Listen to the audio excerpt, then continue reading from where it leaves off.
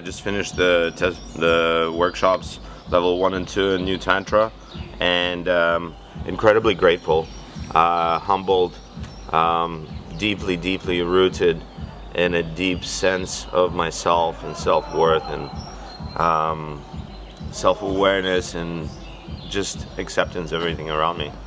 This work is much deeper than just the sex. I think there's so much more tools that are given to you as a gift.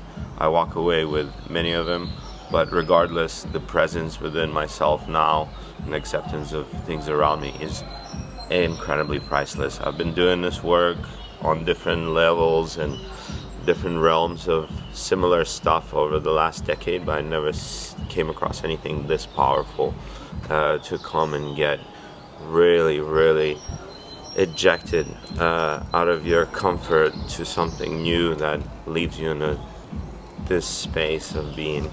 And I don't want to expand on everything because I would love to leave a little surprise for whoever's coming here.